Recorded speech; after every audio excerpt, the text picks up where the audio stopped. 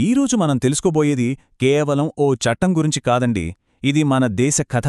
కరువుల నుంచి, కొరత నుంచి, మిగులువైపు, సమృద్ధివైపు సాగిన మన భారతదేశ ప్రయాణాన్ని అచ్చంగా ప్రతిబింబించే కథ. అదే 1955 నాటి అత్యవసర వస్తువుల చట్టం. మరి దీని వెనుకున్న ఆసక్తికరమైన చరిత్రేంటో చూద్దామా? ఈ ప్రశ్న కొంచెం వింతగా అనిపించొచ్చు కదూ. ఫేస్ మాస్క్లకి, ఉల్లిపాయలకి, గ్యాస్కి ఏంటి సంబంధం అని? కాని వీటన్నింటినీ కలిపే ఒక కామన్ పాయింట్ ఉంది. వేరే సమయాల్లో వీటన్నింటినీ ఒకే ఒక శక్తివంతమైన చట్టం కంట్రోల్ చేసింది.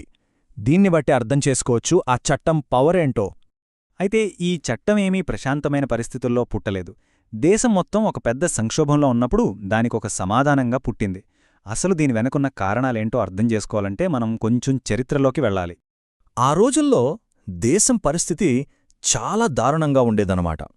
1943లో వచ్చిన భయంకరమైన బెంగాల్ కరువులాంటివి లక్షల మంది ప్రాణాల్ని బలితీసుకున్నాయి. తినడానికి తిండి దొరికేది కాదు. వ్యాపారులు కావాలనే వస్తుల్ని దాచిపెట్టి బ్లాక్ మార్కెట్లో ఎక్కువ రేట్లకు అమ్మేవాళ్లు. సో ఇలాంటి పరిస్థితుల్లో ప్రభుత్వం గట్టిగా జోక్యం చేసుకోవడం తప్పనిసరి అయింది.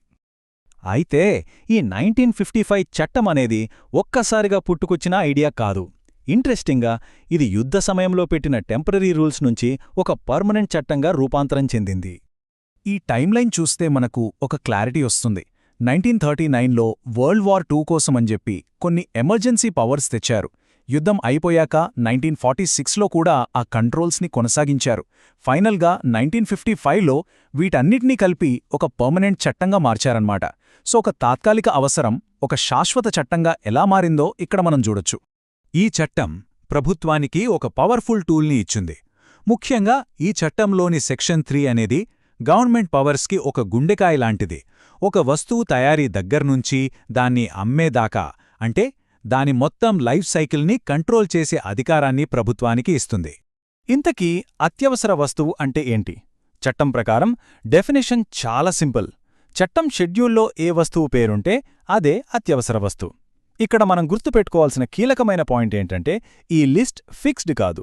పరిస్థితులను బట్టి సెంట్రల్ గవర్నమెంట్ ఎప్పుడైనా ఈ లిస్టుకి కొత్త వస్తువులను యాడ్ చేయొచ్చు లేదా ఉన్నవాటిని తీసేయొచ్చు.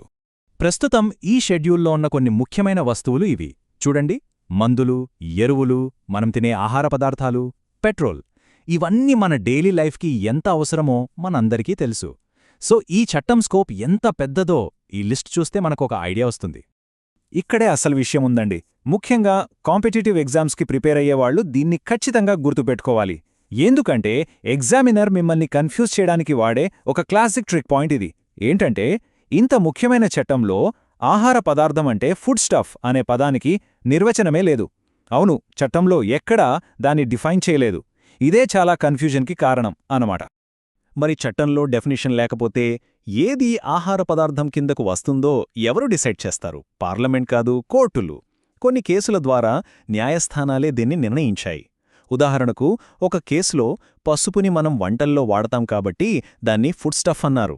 కానీ ఇంకో కేసులో టీ అనేది కేవలం ఒక స్టిమ్యులెంట్, దానికి పోషక విలువలు లేవు అని చెప్పి దాన్ని ఈ లిస్ట్ నుంచి మినహాయించారు. చూసారా, ఈ చిన్న విషయాలే ఎగ్జామ్స్లో మార్కులు పోగొడతాయి. సో ఈ సెక్షన్ 3 ప్రభుత్వానికి ఎలాంటి పవర్స్ ఇస్తుందో సింపుల్గా చూద్దాం. ఫస్ట్, లైసెన్సుల ద్వారా ప్రొడక్షన్ని కంట్రోల్ చేయొచ్చు. సెకండ్, అమ్మే ధర, కొనే ధరను ఫిక్స్ చేయొచ్చు. థర్డ్, స్టోరేజ్, ట్రాన్స్పోర్ట్ని రెగ్యులేట్ చేయొచ్చు. ఫోర్త్, ఎవరి దగ్గరైనా స్టాక్ ఉంటే దాన్ని ప్రభుత్వానికి అమ్మాలని ఆర్డర్ వేయొచ్చు. ఫైనల్గా అవసరమైతే రైడ్ చేసి వస్తువుల్ని, బండ్లని, అకౌంట్ బుక్స్ని కూడా సీజ్ చేయొచ్చు. అంటే ఆల్మోస్ట్ అన్నీ కంట్రోల్ చేయొచ్చన్నమాట. సరే, కథ ఇప్పుడు 21వ శతాబ్దంలోకి వచ్చింది. ఒకప్పుడు కొరత ఉన్నప్పుడు చేసిన చట్టం ఇప్పుడు మిగులు ఉత్పత్తి ఉన్న మన దేశానికి ఎంతవరకు సెట్ అవుతుంది? ఇది ఇప్పుడు మన ముందున్న పెద్ద ప్రశ్న. ఈ తేడా చూడండి. 1950లో మనం తిండి కోసం వేరే దేశాల మీద ఆధారపడ్డాం. కానీ ఈరోజు మనమే ప్రపంచంలోనే అతిపెద్ద ఫుడ్ ప్రొడ్యూసర్స్లో ఒకరిగా వ్యవసాయ ఎగుమతి చేసే స్థాయికి ఎదిగాం. సో ఈ మార్పు వల్లే ఈ చట్టాన్ని కూడా మార్చాలనే ఆలోచన మొదలైంది. ఈ ఒక్క నెంబర్ చాలు మనం సాధించిన ప్రగతికి. 1955 నుంచి 2019 మధ్య మన దేశంలో గోధుమల ఉత్పత్తి ఏకంగా 10 రెట్లు పెరిగింది. ఇది మామూలు విషయం కాదు. గోధుమలే కాదు, వరి ఉత్పత్తి కూడా అదే టైంలో 4 రెట్లు పెరిగింది. ఈ నంబర్స్ అన్నీ ఒకే కథ చెప్తున్నాయి. భారతదేశం కొరత నుంచి మిగులుకు ప్రయాణం చేసింది అని. ఈ కొత్త రియాలిటీకి తగ్గట్టుగా పాత చట్టాన్ని మార్చడానికి ప్రభుత్వం చేసిన ప్రయత్నమే 2020 సవరణ. మరి ఆ సవరణలో ఏం మార్చారో చూద్దాం. ఈ అమెండ్మెంట్ ముఖ్య ఉద్దేశం ఏంటంటే, పప్పులు, ధాన్యాలు, ఉల్లిపాయలు, బంగాళదుంపల్లాంటి కొన్ని ముఖ్యమైన ఆహార వస్తువులను రెగ్యులర్ కంట్రోల్ నుంచి తీసేయడం. అంటే నార్మల్ టైమ్స్లో వాటి నిల్వ మీద ప్రభుత్వం ఎలాంటి లిమిట్స్ పెట్టదు. కేవలం యుద్ధం, కరువు లేదా ధరలు విపరీతంగా పెరిగిపోవడం లాంటి ఎక్స్ట్రార్డినరీ పరిస్థితుల్లో మాత్రమే ఇన్వాల్వ్ అవుతుంది. సరే, మరీ ఈ అసాధారణ పరిస్థితి అంటే ఏంటి? అంటే ఎప్పుడు ప్రభుత్వం జోక్యం చేసుకోవచ్చు? కొత్త సవరణలో దీన్ని చాలా క్లియర్గా చెప్పారు. ఉదాహరణకు, ఉల్లిపాయల్లాంటి ఉద్యానవన పంటల ధరలు 100% పెరిగితే, లేదా పాడవ్వకుండా నిల్వ ఉండే పప్పులలాంటి వాటి ధరలు 50% పెరిగితే అప్పుడు మాత్రమే ప్రభుత్వం స్టాక్ లిమిట్స్ పెట్టగలదు. చూసారా, ఇంతకు ముందులా కాకుండా ఇప్పుడు చాలా స్పష్టమైన రూల్స్ పెట్టారన్నమాట. ఫైనల్గా ఈ చట్టం కథను మనం ఎలా చూడాలంటే, రెండు వేర్వేరు లక్ష్యాల మధ్య బ్యాలెన్స్ సాధించడానికి జరుగుతున్న ఒక నిరంతర ప్రయత్నంగా చూడాలి. ఈ చట్టం యొక్క అసలు లక్ష్యం ఇదే: కన్జ్యూమర్ని ప్రొటెక్ట్ చేయడం, వస్తువులు అందరికీ అందుబాటులో ఉండేలా చూడటం, వ్యాపారుల దోపిడీ నుంచి వాళ్లను కాపాడటం. కానీ ఈరోజు మన ముందున్న ఛాలెంజ్ వేరు. వినియోగదారులను కాపాడటంతో పాటు అగ్రికల్చర్ సప్లై చైన్లో ప్రైవేట్ ఇన్వెస్ట్మెంట్ని ప్రోత్సహించాలి. కోల్డ్ స్టోరేజ్లు, ట్రాన్స్పోర్ట్ ఫెసిలిటీస్ పెరగాలి. అలాగే ఫ్రీ మార్కెట్లో రైతులకు మంచి రేటు వచ్చేలా చూడాలి.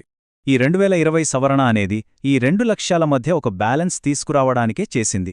కాని ఈ మార్పు మీద చాలా పెద్ద చర్చే జరిగింది, ఇప్పటికీ జరుగుతోంది. దీన్ని బట్టి అర్థమవుతోంది ఈ బ్యాలెన్స్ సాధించడం ఎంత కష్టమో. చివరిగా ఒక ప్రశ్నతో ముగిద్దాం. ఈ అత్యవసర వస్తువుల చట్టం కొరతతో ఉన్న పాతకాలం నాటి ఆలోచన, లేక భవిష్యత్తులో రాబోయే సంక్షోభాల నుంచి మనల్ని కాపాడే ఒక ముఖ్యమైన ఆయుధమా? దీనికి సమాధానం మన దేశ భవిష్యత్ ఆర్థిక విధానాన్ని నిర్ణయిస్తుంది.